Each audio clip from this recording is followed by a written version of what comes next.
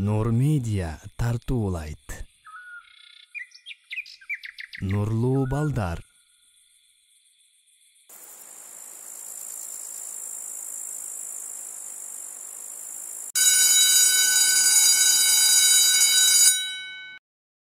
Али байке, өтө жакшы оюн болду, Ооба, туура айтасың. Мындай оюн көптөн бери боло элек болчу. Уф, аябай чарчап калдым. А мен болсо аябай чаңгадым. Сизде ичкенге суу барбы? Ооба, апам үйдөн суу салып берген болчу. Азыр кое тур. Мынакей. Чоң рахмат байке.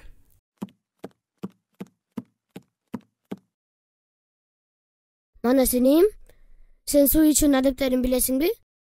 Албетте Али байке. Келиңиз мен сизге айтып берейин. Эмнеге болбосун? Канакей, айта бер. Алгач суу ичерден алдын отурушубуз керек. Андан кийин суунун таза жана анын ичине эч нерсе түшпөгөндүгүнү билүү үчүн ичин карап анан ичебиз. Жана да идишти оң колубузга кармайбыз. Анан бисмиллахты айтып, соң 3кө бөлүп ичебиз. Эске ала турган нерсе, алгачкы экөөсүндө бир уртамдан ичебиз. Бисмилла. Биринчиси, экинчиси, ал эми үчүнчүсүдө каалаганча ичсек болот.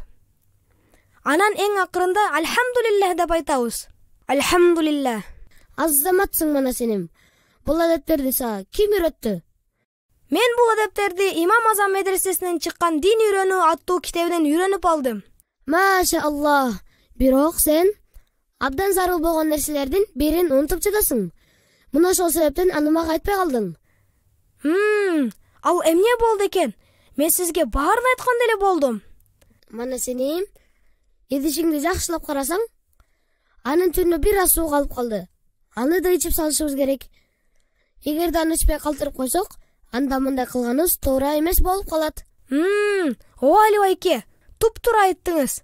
Демек суу ичкенде аны толугу менен ичип, идиштин түбүнө кийичине да калтырбашыбыз керек экен.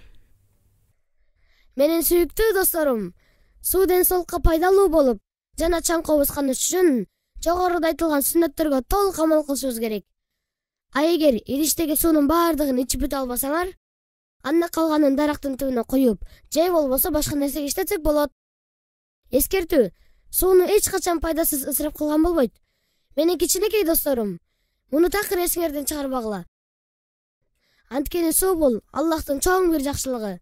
Ошондуктан биз бул нерсени кадырлашыбыз керек.